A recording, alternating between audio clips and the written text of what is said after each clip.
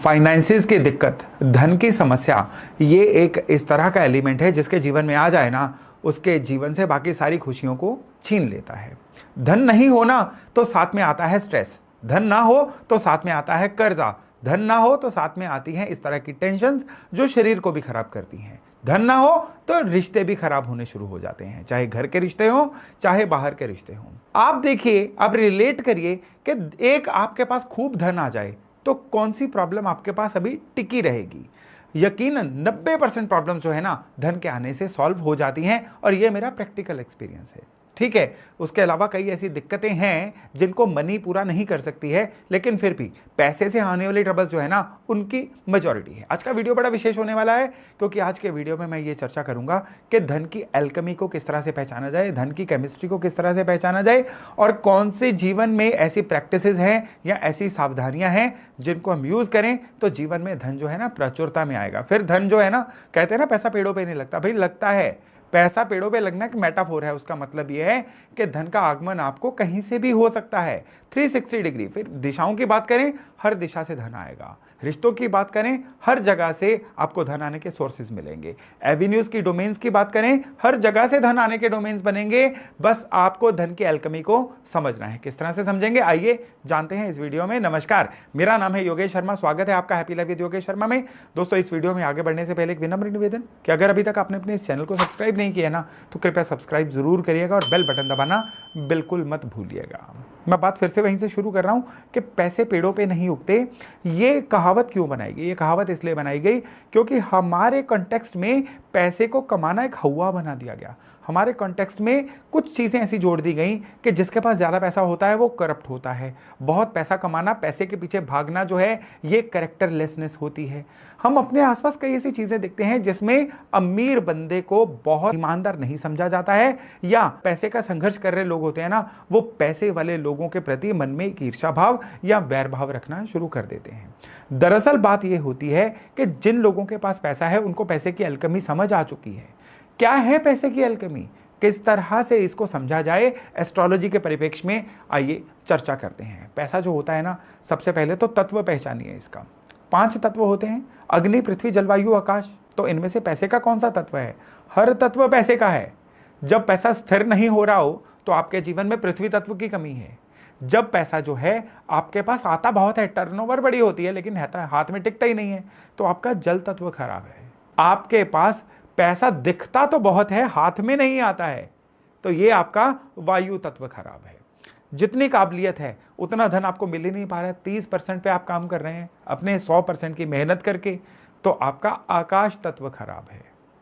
आपको कोई ऐसा सोर्स ही नहीं मिलता है जहां पे आपकी काबिलियत को पहचाना जाए और बदले में आपको खूब धन मिले, तो आपका अग्नि तत्व खराब है। तो हम देखते हैं कि हर तत्व ना अपने अपने तरीके से पैसे को गवर्न करता है। यही तत्व आपके घर के वास्तु में होते हैं।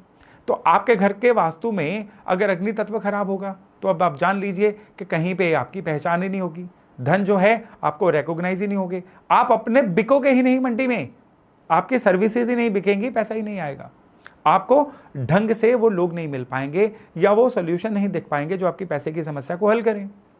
आपके घर के अंदर अगर जल तत्व खराब है ना, अब जल तत्व खराब किस तरह से होता है, अग्नि तत्व खराब किस तरह से होता है, वो भी जानना बड़ा जरूरी है। नॉर्मली अगर आप मेरे पिछले वीडियोस देखते हैं तो आपको पता होगा कि दक्षिण से लेकर दक्षिण पूर्व तक का जो एरिया है, ये एरिया अग्नि तत्व कहलाता है। घर के अंदर जो ये साउथ और साउथ ईस्ट वाला एरिया है ना, यहाँ पे अगर अग्नि से उल्टा कोई एलिमेंट होगा, यानी जल का तत्व होगा, तो आपके घर के अंदर का अग्नि एलिमेंट बिगड़ा हुआ होगा। अब ठीक इसी चीज को आप अपने बर्थ चार्ट पे ले जाइए। आपके बर्थ चार्ट में जो राशियां हैं ना, उसमें सिंह राशि, मेष राशि, धनु राशि, ये अग्नि वाली राशियां हैं। अगर ये राशियां आपके धन के स्थान के साथ कोलैबोरेट कर रही है ना, तो इसका मतलब है अब आपका धन जो है ना, वो अग्नि के तत्व की वजह से आएगा। इस बात को समझ के रखिएगा। अब अगर आप जल तत्व की तरह बिहेव कर रहे हैं, थोड़ा कंफ्यूजिंग लगेगा, ठंडे दिमाग से सुनिएगा, धन की एल्केमी को समझना इतना भी आसान नहीं है। अब जल तत्व से बिहेव करना क्या होता है, जिनके ऊपर जल तत्व हावी होता है, टॉकेटिव ज्यादा होते हैं, खुद को कम शब्दों में एक्सप्रेस नहीं कर पाते हैं, वो अपनी समस्या को बैक ड्रॉप से शुरू करना बताते हैं, वो कभी लास्ट लाइन नहीं बता पाएंगे, सामने वाले को छोटे शब्दों में अपनी बात नहीं समझा पाएंगे, खूब इमोशनल होंगे, खूब जल्दी हर्ट होंगे। आपकी अगर कुंडली में आपका पैसा अग्नि तत्व से जुड़ा हुआ है और बिहेवियर आपका जल तत्व वाला है, तो भाई पैसा नहीं आएगा, गुजारा होगा, पैसा नहीं आएगा। ठीक उसी तरह से अगर आपका पैसा जैसे कि कर्क राशि है, वृश्चिक राशि है, मीन राशि है, ये राशियां जो हैं जल तत्व हैं, इन राशियों से अगर आपका धन का स्थान जुड़ा हुआ है तो अब आपका जो पैसा है ना, ये इमोशनल कॉन्टेक्स्ट में आएगा। अब आपको जो भी समाज में लोग मिलेंगे ना, वो लंबी बातें सुनने वाले लोग मिलेंगे, आपके ताल से ताल मिलाने वाले लोग मिलेंगे, या आप ओरेटर बन सकते हैं, आप कुछ इस तरह की चीजें कर सकते हैं जिसमें लोगों को इमोशनल कर नीड्स को पूरा करके आपको पैसा आएगा, लेकिन पैसा खूब आएगा। और वहीं अगर आप मितभाषी हुए, बहुत कम बोलने वाले हुए, जल्दी रिएक्ट कर जाने वाले हुए, बहुत छोटी बातों में ही बात को खत्म कर देने वाले हुए, फिर आपको धन नहीं आएगा। बातें बड़ी सरल हैं लेकिन समझने में थोड़ी सी पेचीदा हैं, इसलिए चाहे इस वीडियो को बाद में रिपीट करके सुनिएगा, 2 बार सुनेंगे आपको समझ आ जाएगा। अब आपके बर्थ चार्ट में और आपके घर के वास्तु में, वास्तु को बर्थ चार्ट से अलाइन करना इसी को तो कहते हैं। बर्थ चार्ट में अब मंगल ग्रह जो है ये अग्नि प्रधान ग्रह है, सूरज तो हमें पता ही है आग का गोला है। जिस भी बर्थ चार्ट में मंगल और सूरज एक साथ होंगे, यानी 2 आग एक साथ होंगी, उस कुंडली में पानी सूख जाएगा। जहां पे गर्मी ज्यादा होगी, नमी तो सूखती है ना, तो उस कुंडली के जो चंद्रमा हैं, जो नमी के कारक हैं, जो पानी के कारक हैं, वो सूख जाएंगे। यानी अगर आपकी कुंडली में मंगल सूरज एक साथ हैं कहीं पे, और स्पेशली अगर वो मेष, सिंह या धनु इन राशियों से भी जुड़ गए हैं, अब आपके कुंडली में अग्नि तत्व बड़ा प्रचंड हो गया, अब चंद्रमा सूख जाएगा। और अगर गलती से चंद्रमा धन स्थान से जुड़ा हुआ है ना, तो अब पैसे के लाले पड़ जाएंगे। अब आपका कोई भी एफर्ट जो है ना कामयाब नहीं हो पाएगा, कर्जा बढ़ता जाएगा। वो कहते हैं मर्ज बढ़ता गया जू जू दवा की, ये चीजें होती चली जाएंगी। अब आपको मंगल और सूरज को अलग अलग तरीकों से बैलेंस करने की जरूरत पड़ेगी, चंद्रमा को बलवान करने की जरूरत पड़ेगी। जो लोग तो एस्ट्रोलॉजर हैं या एस्ट्रोलॉजी की जानकारी रखते हैं, वो तो इन चीज़ों से बड़े अच्छे से रिलेट कर पाएंगे। अगर आपको बेसिक जानकारी नहीं है ना, फिर भी आप 2 बार सुन लेंगे ना, आप बड़े अच्छे से इस चीज़ को रिलेट कर पाएंगे कि जिनके भी मंगल सूरज एक साथ होते हैं ना, अब उनके चार्ट में क्या होता है, वो जितने भी एफर्ट करते जाते हैं ना, एफर्ट जो है वो वेस्ट होते चले जाते हैं। उनके एफर्ट्स कभी भी बैंक की पासबुक पे नहीं दिखते हैं। वो मेहनत बहुत करते हैं लेकिन उनकी मेहनत का फायदा लोग उठाते हैं। ना उनकी कोई एस्पिरेशन बन पाती है, ना खुद का कोई टारगेट बन पाता है। और वो कहते हैं ना कि जब आपका अपना कोई टारगेट नहीं होता ना, तो आप किसी और के टारगेट को पूरा करने के लिए मेहनत करते हो। ये होता है जब बर्थ चार्ट में ये आपके जल और अग्नि तत्व का समन्वय ना बना हो। अब विशेष तौर पे देखिए, बर्थ चार्ट का जो धन का स्थान है ना, इसका स्टेबल होना बड़ा जरूरी है। धन के स्थान में 2 दुश्मन ग्रह बैठ गए, वो आपस में ही लड़ते रहेंगे और नुकसान आपके धन का होगा।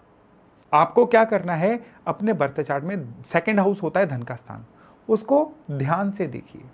उसमें देखिए कि कोई आपस में शत्रु प्लेनेट तो नहीं बैठे। जैसे सूरज और शनि आपस में शत्रु हैं, मंगल और बुध आपस में शत्रु हैं, मंगल केतु आपस में शत्रु हैं, बुध और राहु एक साथ नहीं होने चाहिए। इस तरह के योग अगर होंगे ना धन स्थान पे, धन नहीं टिकेगा, आएगा बड़ा, चला जाएगा। आपको फिर इतनी मेहनत करोगे, आपको लगेगा कि ट्रेडमिल पे भाग रहे हैं, जोर तो पूरा लग रहा है लेकिन कहीं पहुंच नहीं रहे हैं, बस जो शरीर थक रहा है वो अलग से हो रहा है। ये होता है जब आपके बर्थ चार्ट का धन स्थान खराब हो। तो चलो अब करें तो क्या करें, किस तरह से। तत्वों का तो आपके मन में जार्गन भी बन गया होगा कि यार तत्व खराब हैं, ये समझ आ गया, सही कैसे किया जाए, काम की बात करो। तो सही करने के लिए सबसे पहले आप अपने घर को 5 हिस्सों में बांट लीजिए। आपके घर की पूरी 4 दीवारी आकाश तत्व है।